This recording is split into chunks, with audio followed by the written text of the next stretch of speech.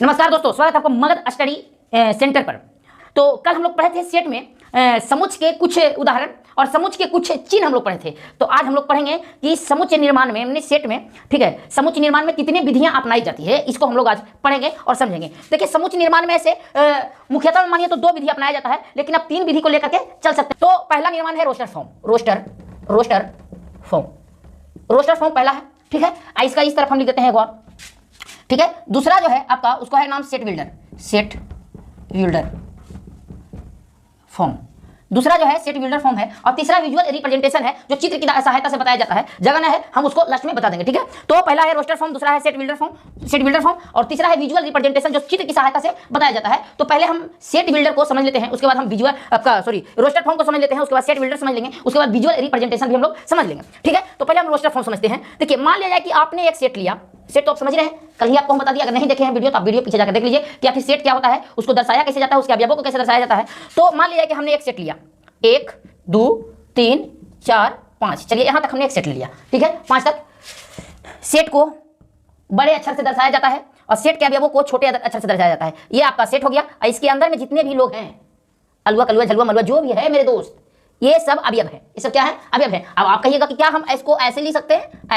ऐसे पहले 5 लिख देंगे, फिर 4 लिख देंगे, फिर 3 लिख देंगे, फिर 1 लिख देंगे, 2 लिख देंगे, एकदम लिख सकते हैं, कोनो दिक्कत नहीं है, एकदम जैसे मन वैसे लिख सकते हैं। लेकिन इसको ऐसे नहीं लिख सकते मेरे दोस्त। ये नहीं कहिएगा कि हम इसको ऐसे लिख देंगे कि 1 लिखे, 2 लिखे, फिर 1 लिखे, फिर 2 लिखे, फिर 5 लिखे, फिर 4 लिखे। मतलब एक ही अंक को, चाहे एक ही अक्षर को आप बार बार रिपीट नहीं कर सकते हैं। अगर आप एक ही अक्षर को बार बार रिपीट करते हैं तो सेट नहीं होगा, गलत हो जाएगा। तो सेट के अंदर में अक्षर का रिपीटेशन नहीं होना चाहिए, रिपीट नहीं होना चाहिए, ठीक है, न तो गलत हो जाएगा। तो भैया ये है रोस्टर फॉर्म। ये कौन फॉर्म है? Roster form. इसको कहते हैं रोस्टर फॉर्म। इस तरह से आप रोस्टर फॉर्म लिख सकते हैं, कोई दिक्कत नहीं है, ठीक है। और लिख सकते हैं, जैसे इतना हम लिख दिए।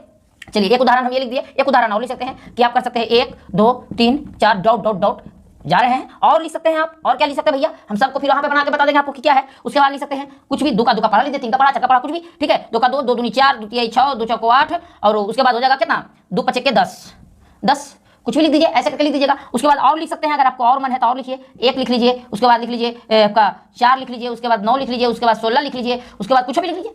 यहाँ तक आप ऐसे करके लिख सकते हैं। इसको अगर जाने देना है तो ऐसे जा दीजिए, इसको भी जा दीजिए, लीजिए इसको भी। अगर आपको मन है कि आगे बढ़ने दे तो इसको भी बढ़ने दीजिए, या रोकना है तो आप रोक सकते हैं, कोई दिक्कत नहीं है। तो सेट बिल्डर रोस्टर फॉर्म आप इस तरह से लिख सकते हैं। ये हुआ आपका रोस्टर फॉर्म। कौन फॉर्म हुआ? रोस्टर फॉर्म, जो एक मतलब सूचीबद्ध तरीका में है। देखिए इस तरह से तरीका में आपको सूची बनाना होता है। मान लीजिए कि सूची है, आपका सूची बनाना होता है, और इसी का हम बना के दिखाते हैं आपको सेट बिल्डर फॉर्म।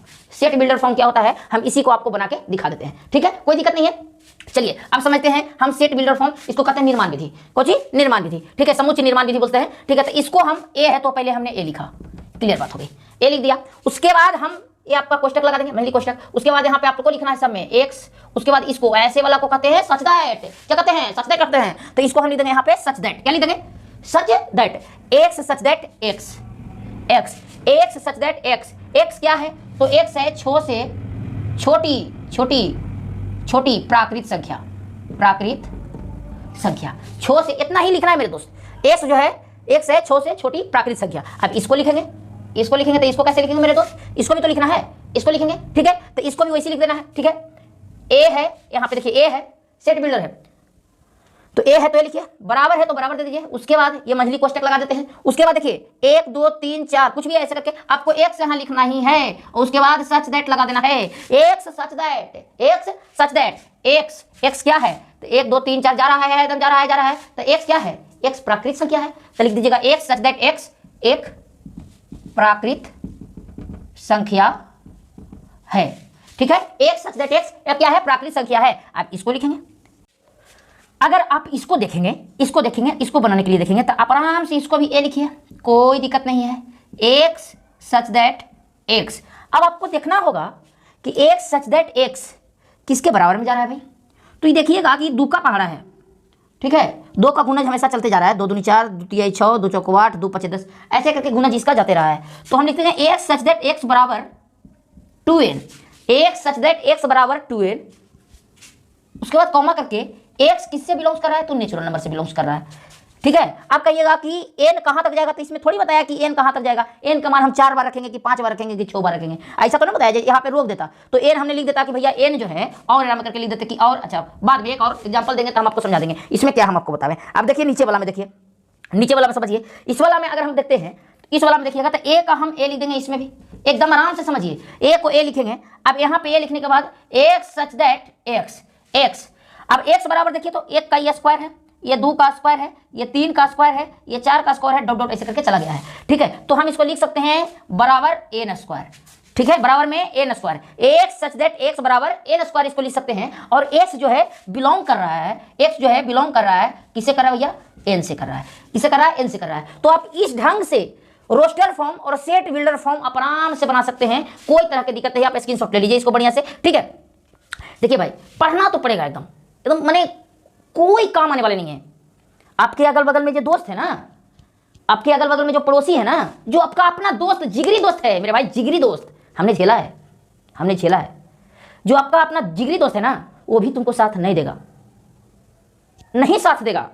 अगर आप में क्वांटिटी और क्वालिटी नहीं ना होगा तो आपको कोई भी साथ देने वाला नहीं है, कोई भी साथ देने वाला नहीं है।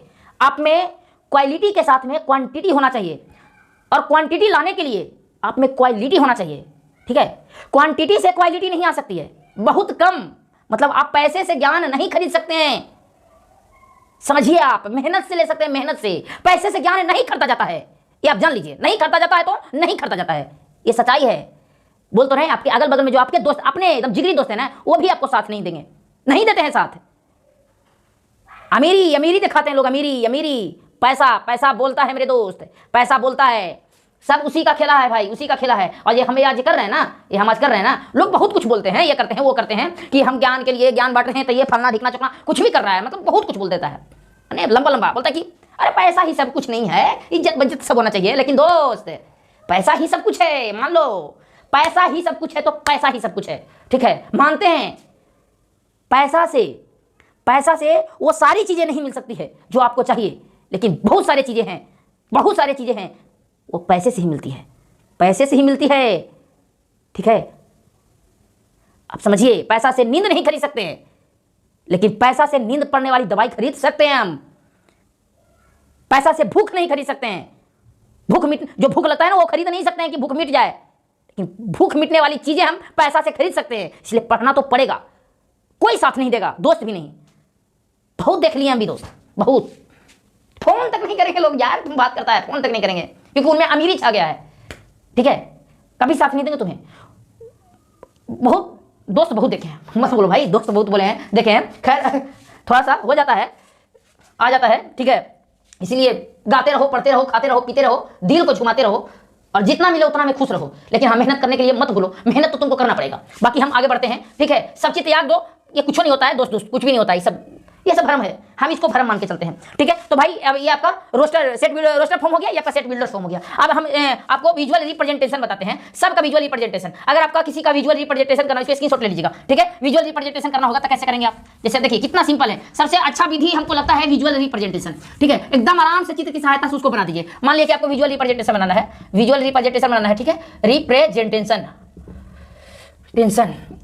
ठीक है, विजुअल रिप्रेजेंटेशन बनाना है तो आप एकदम सिंपल से कुछ भी नहीं करिए। मान लीजिए कि आपके पास एक सेट ए है जो रोस्टर फॉर्म है, 1 2 3 4, ये रोस्टर फॉर्म है। इसका विजुअल करना है, तो कुछ भी नहीं करिए, एक फिगर बना लीजिए, एक इसका नाम दे दीजिए ए सेट, 1 2 3 4, विजुअल रिप्रेजेंटेशन हो गया। आपके पास मान लीजिए कि बी कोई सेट है, आप समझिए मेरे भाई, समझिए, बहुत बढ़िया चीज़ है, समझिए। आपके पास कोई बी सेट है, ये बी, अब बी है, उसके बाद आप इसका बना रहे हैं कि बी में है, मान लीजिए कि राम है, रहीम है, काला है, गधा है, ये चीज़ है। आप इसका विजुअल रिप्रेजेंटेशन बनाना है तो यहाँ पे आप ए लगा दीजिए, उसके बाद यहाँ पे लिख दीजिए राम, रहीम, काला, गधा। ठीक है, तो ये विजुअल रिप्रेजेंटेशन है, एकदम चित्र की सहायता से बना दिया जाता है। इसमें कोई बहुत बड़ा चीज़ नहीं है और बहुत बड़ा तीर मारना नहीं है, तो ये बहुत हल्का चीज़ है। ठीक है, सेट बिल्डर फॉर्म भी बहुत हल्का है, रोस्टर फॉर्म भी बहुत हल्का है, आप इसको समझ सकते हैं। अब इसके आगे का जो कहानी है वो आगे हम बताते हैं आपको। ठीक है, समझ गए होंगे आप लोग। इसके आगे है मेरे दोस्त, इसके आगे क्या है इसके आगे कहानी है कि एक राजा था, एक रानी थी, दोनों में बनी कहानी थी। गए थे समुद्र में घूरने, जहां पे बहुत गहरा पानी थी। और कहानी खत्म हो गया कहानी खत्म हो गया। आगे हमें नहीं याद है, तुमको आपको क्या बताया भाई, हमको याद नहीं है। ठीक है, अब है समुच्चयों का प्रकार। समुच्चयों का प्रकार देखिए भाई, अलग अलग समुच्चयों समुच्चयों समुच्चयों का प्रकार, types of set, types of set, types of sets. देखो भाई, अलग अलग किताब में भारतीय भवन खोलोगे तो अलग उसमें देगा, एनसीईआरटी खोलोगे तो अलग देगा, केसी सिन्हा खोलोगे तो अलग देगा, आपका आर डी वर्मा को खोलोगे तो अलग देगा। सब में अलग अलग इसका प्रकार दिले है, मतलब कई वो लिख दिया है कि आपका परिमित है, अपरिमित है, रिक्त है, समान है, आपका बहुत सारा मतलब दे दिया है। तो ऐसे माना जाता है एनसीईआरटी के अनुसार से दो गो। ठीक है, एनसीईआरटी होता है तो एनसीईआरटी बोलता है कि दो गो है भैया, तो एक है परिमित, परिमित, परिमित होता है कि परमित, परिमित होता है, परिमित, परिमित समुच्चय, परिमित समुच्चय, परिमित समुच्चय। और दूसरा होता है अपरिमित, अपरिमित, अपरिमित समुच्चय। एक होता है परिमित, एक होता है अपरिमित, फाइनाइट और इनफाइनाइट। फाइनाइट इसको इंग्लिश में बोलते हैं फाइनाइट, फाइनाइट, और इसको बोलते हैं इनफाइनाइट। एक को बोलते हैं फाइनाइट, एक को बोलते हैं इनफाइनाइट। तो समुच्चयों के प्रकार में इसे एनसीईआरटी में दो गो ही दिया है। तो हम समझते हैं परिमित यानी फाइनाइट क्या होता है, इनफाइनाइट क्या होता है, यानी फाइनाइट सेट क्या होता है और इनफाइनाइट सेट क्या होता है। बड़ी बेहतरीन तरीके से हम इसको मिटाते हैं और समझते हैं पहले फाइनाइट क्या होता है। ठीक है, तो फाइनाइट को आप पहले समझ लीजिए, फाइनाइट क्या होता है। देखिए भाई, एकदम आराम से पढ़िए, मैथ बहुत बढ़िया चीज़ है। ठीक है, एक बेहतरीन चीज़ है और एक बेहतरीन आदमी से आप पढ़ भी रहे हैं। ठीक है, तो हम पहले पढ़ते हैं फाइनाइट, फाइनाइट सेट्स, परिमित, परिमित समुच्चय, परिमित समुच्चय पढ़ते हैं। देखिए, परिमित समुच्चय उस समुच्चय को कहा जाता है, फाइनाइट सेट्स उस समुच्चय को कहा जाता है जिसको आप, जिस समुच्चय के अवयवों को आप गिन सकते हैं। क्या कर सकते हैं, गिन सकते हैं। उदाहरण के तौर पर जैसे मान लें कि हम यहाँ पर लिख देते हैं 1 2 3 4 5, तो क्या आप इसे गिन नहीं सकते हैं? आप इसे गिन सकते हैं कि नहीं गिन सकते हैं कि 5 अवयव इसमें हैं। ठीक है, और हम लिख देते हैं लड़का, पागल, पागल, काला, गोरा, इसे भी आप गिन सकते हैं। यहाँ पे कुछ भी लिख सकते हैं सेट के अंदर, बस सुपरिभाषित होना चाहिए, well define, well define, well define होना चाहिए मेरे भाई, वेल डिफाइन होना चाहिए। ठीक है, इसे आप गिन सकते हैं। आप एक होता है infinite, infinite, infinite sets, infinite वैसा सेट्स, वैसा समुच्चय जिसे आप नहीं गिन सकते हैं, जिसे आप नहीं गिन सकते हैं। जैसे हम बोल देते हैं अनगिनत होता है, 1 2 3, ये जाएगा नानी के नैहर। देखिए जा रहा 1 1 1 1 1 2 3, ये एकदम जा रहा है, जा रहा है, जा रहा है, जा रहा है, जा रहा है, जा रहा है, एकदम रुकवे करेगा। ठीक है, बहुत दूर तक जाएगा, अनंत तक। कहाँ तक? अनंत तक जाएगा। अब अनंत तक कहाँ जाएगा उसका कोई ठिकाना नहीं है, इसे आप गिन नहीं सकते हैं। इसको कहते हैं इनफाइनाइट। कुछ कहते हैं इनफाइनाइट, जिसे आप गिन सकते हैं उसको कहते हैं फाइनाइट, जिसे आप नहीं गिन सकते हैं उसे कहते हैं इनफाइनाइट। यही है आपका सेट्स का दो प्रकार, और प्रकार है लेकिन ये दो प्रकार है, जिसे आप गिन सकते हैं, जिसे आप नहीं गिन सकते हैं। ठीक है, और इसमें नहीं कुछ है। ठीक है, ठीक है, आप समझ गए होंगे कि जिसे हम गिनेंगे उसको कहेंगे फाइनाइट। कहिएगा कि हम ऐसे लेंगे इसको, ऐसे b बराबर कैसे लिखे, 3 4 5, 3 को ले सकते हैं, एकदम ले सकते हैं, 4 को भी ले सकते हैं, 5 को ले सकते हैं, 10 को ले सकते हैं, 20 को ले सकते हैं, कहीं भी ले सकते हैं, लेकिन आपका स्टॉप होना चाहिए। ठीक है, ये नहीं कि आपका कोई ठिकाने नहीं है, कहाँ जा रहे हैं कोई ठिकाना नहीं है। तो कोई ठिकाना नहीं है, जैसे लड़कों का कोई ठिकाना नहीं होता है। ठीक है, लोग कहते हैं कि लड़कों का ठिकाना होता है, लेकिन मान के चलिए कि लड़का का कोई ठिकाना नहीं होता है। लड़की लोग को कहा जाता है कि हर जगह से हमें रिमूव किया जाता है, हर जगह हमें टोका जाता है, बाहर जाने के लिए टोका जाता है, मतलब बहुत तरह की चीज़ें, और बहुत टेंशन होता है, ये बात वो बात। तो देखो ऐसा नहीं है, ऐसा नहीं है। जितना लड़का बाहर लेके चलता है ना, उतना नहीं हो पाएगा लड़कियों से। ठीक है, बेचारे लड़के लोग रोते हैं लेकिन अंदर से रोते हैं, वो दिखावा नहीं करते हैं। और लड़की लोग को तो करने नहीं है, मगरमच्छ के आंसू, बहुत सारे के आंसू बहाता है लोग।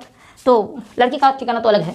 तो जिसका कोई ठिकाना नहीं होता है, इसका देखिए, इसका ठिकाना है, ये रुक गया, मान के चलिए लड़की, ये इनफाइनाइट है, इसका कोनो ठिकाना नहीं है, कहाँ तक जाएगा कोनो ठिकाना नहीं है। तो इसको आप कह सकते हैं कि फाइनाइट है। क्या है? फाइनाइट है। तो अब फाइनाइट सेट्स इसको बोल सकते हैं। इसके बाद आगे आइए, आगे आपको पढ़ना है cardinal number, cardinal number of a set या ऑर्डर ऑफ अ सेट, इसको बोलते हैं cardinal number.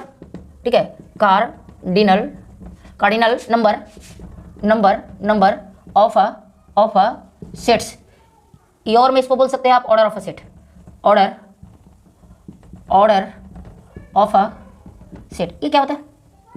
Order of sets क्या होता है? तो जो आप सेट बनाते हैं, जो आप सेट लिखते हैं ना, सेट में अवयवों की संख्या, अवयवों की संख्या, समुच्चय में अवयवों की संख्या, कितने अवयव होते हैं सेट में, इसको आप बोल सकते हैं ऐसे, एन ए बराबर, आप समझिए अच्छा से देखिए, एन ए बराबर ऐसे, एन ए बराबर ले लीजिए 1 2 3 ले लिए। अब कहेगा कि इसका कार्डिनल नंबर क्या है भैया, तो आराम से कहिए एकदम शॉर्ट में, cardinal number order of a set.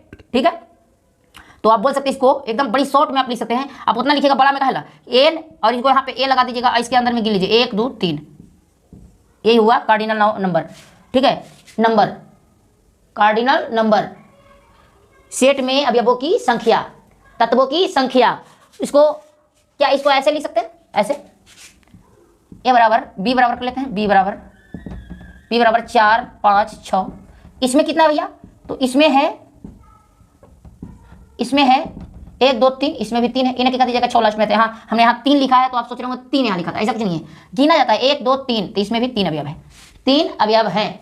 तो आप क्या कह सकते हैं कि दो सेट का कार्डिनल नंबर सेट बराबर होता है, तो हाँ इसीलिए हम कह सकते हैं कि एन ए बराबर एन बी, दो सेट का कार्डिनल नंबर बराबर होता है, यानी नंबर ऑफ अ सेट बराबर होता है, ठीक है।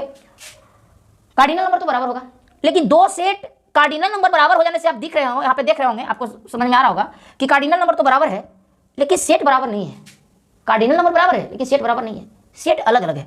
यहाँ 1 है, 2 है, 3 है, यहाँ 4 है, यहाँ 5 है, 6 है। हाँ नंबर बराबर है, नंबर बराबर है, कार्डिनल नंबर जो तत्वों की संख्या इसमें है वो सेम है, बराबर है, लेकिन सेट बराबर नहीं है। तो आप कह सकते हैं कि सेट ए बराबर नहीं है सेट बी, यानी आप बोल सकते हैं कि कोई जरूरी नहीं है कि कार्डिनल नंबर बराबर हो जाने से सेट बराबर हो जाएंगे। हाँ बराबर होंगे, अगर दोनों में तत्वों की संख्या समान होंगे तो बराबर होंगे, अन्यथा बराबर नहीं होंगे। तो आप इसको आराम से ऐसे बोल सकते हैं कि कार्डिनल नंबर बराबर हो जाने से सेट बराबर नहीं हो जाता है। समझे बात को? तो आप इसको इस ढंग से मतलब बना सकते हैं। तो आज तक की वीडियो यहीं तक रह देते हैं क्योंकि वीडियो लंबा हो गया है, और आप लोग इसी तरह से हमें प्यार दुलार देते रहिए और पढ़ते रहिए, लिखते रहिए, आगे बढ़ते रहिए, और हमें हमारा चैनल को थोड़ा सा आप लोग सपोर्ट कीजिए, क्योंकि हम बताए ही हैं कि हमने ये चैनल आप लोगों के लिए बनाया है और हम चाहते हैं कि लोग पढ़ें, क्योंकि हम भी इस चीज़ से जुड़े हुए हैं। मेरा खुद का ऑफलाइन क्लासेस है, कोचिंग चलता है मेरा, तो हमने सोचा कि चलो भाई अब यूट्यूब पर भी देख रहे हैं, बहुत लोग आ रहे हैं, तो ऐसा सोचे कि हमें भी आना चाहिए, तो मैंने हम भी आ गए, ठीक है। बाकी आप लोग समझदार हैं, समझ सकते हैं। मिलते हैं अगले वीडियो में, नमस्कार।